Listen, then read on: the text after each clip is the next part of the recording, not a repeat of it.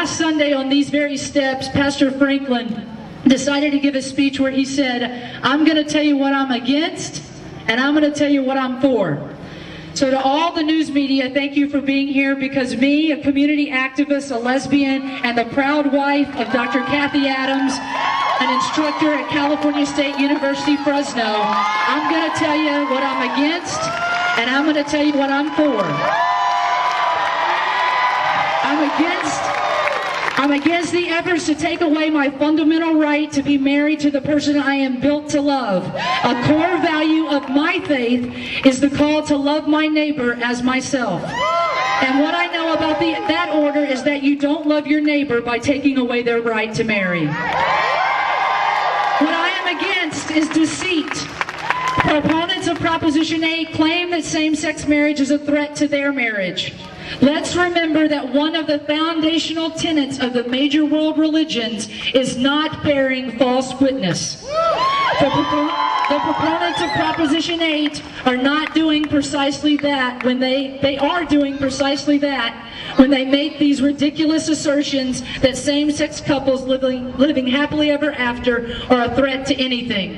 When Britney Spears drives over to Las Vegas and gets married in 24 hours to a person she hasn't seen in years, that is devaluing marriage.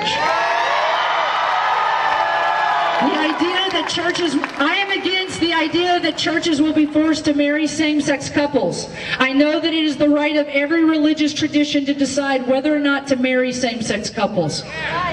But it is not right that some religious traditions define for every faith who can and cannot marry. Religious freedom is a basic right in America. Voting no on Proposition 8 allows each faith, not the government, to decide who it will marry. I believe in religious freedom for all, and I will be voting no on Proposition 8. I'm against the idea that domestic partnerships are the same as marriage. Domestic partnerships do not provide the same fundamental rights, responsibilities, dignity, and respect as marriage. A prime example is when I go to apply for health benefits. If they ask, are you married? If I have to say, no, I want to tell you I'm a domestic partner, then I am outing myself at that very question. It is not equal. We have learned too many times before that separate but equal does not work. I am against a theocracy. We live in a democracy. As a person of faith, I believe it is wrong to take the power of prayer that is intended to draw us closer to God and do good works for others as a use for a weapon against our neighbors. Now, citizens of Fresno, as Pastor Franklin said so wonderfully, let me tell you what I'm for.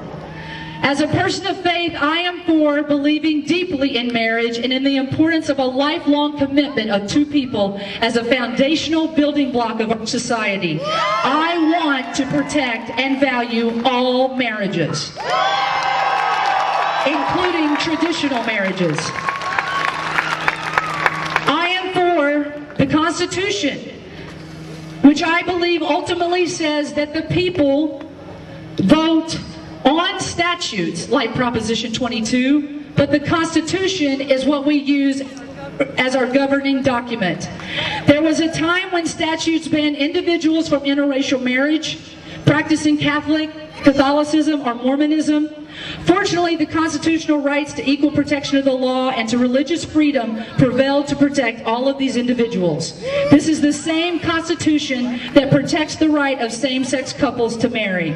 And finally, let me tell you what I'm for. I am for marriage, the word that describes loving, committed couples in America. And all over the world, that word is known as a loving, dignified, and responsible word for two committed same-sex or opposite-sex couples. Today, I have that right. On Tuesday, that right can be taken away. It is wrong to take the word, and it is value to me and my family away from me. I deserve the fundamental right of marriage because I am a promise keeper, and I love and value my wife.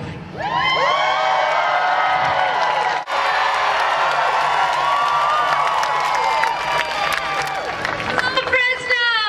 Oh, God, you guys look fantastic!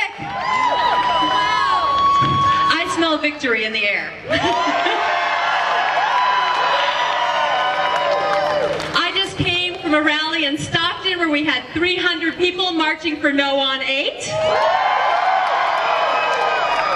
And I want to let you know that across the valley, just today, as we speak right now, that our brothers and sisters are doing rallies for No on 8 in Atwater, Tracy, Stockton, Merced, Lodi, Porterville, Bakersfield, Nevada City, Grass Valley, Visalia, Livingston, Turlock, Modesto, Sonora. It is time. It is time.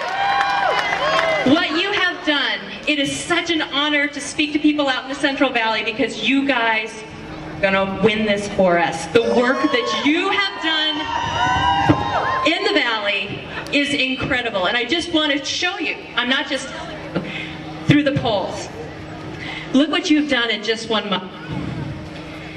On October 6th, there was 27% in the Valley in support of our right to marry. 2 weeks later, to 36%.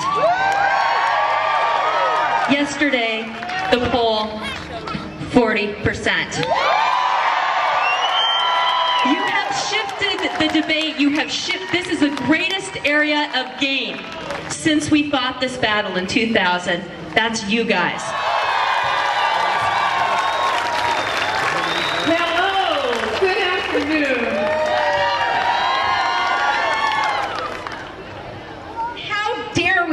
How dare we even have a discussion about taking away the rights of a certain group of people? How dare we do that? We are in California. California has always been on the forefront of fighting for equality, whether it's for the rights of immigrants or the fight to make sure our children receive a good education. And today, we're going to continue to be on the forefront by standing with our gay and lesbian brothers and sisters and make sure that they are given all the same rights that were given to my husband, Oscar, and I.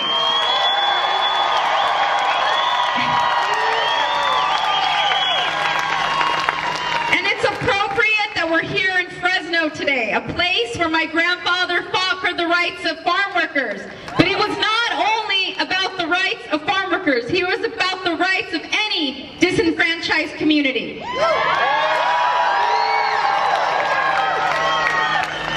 In 1987, Cesar Chavez stood before tens of thousands of members and supporters of the LGBT community at the march in Washington, D.C. Cesar was one of the first Latino civil rights leaders to speak out for the LGBT community because he understood that you can't demand equality for your own people while tolerating discrimination against any other group of people.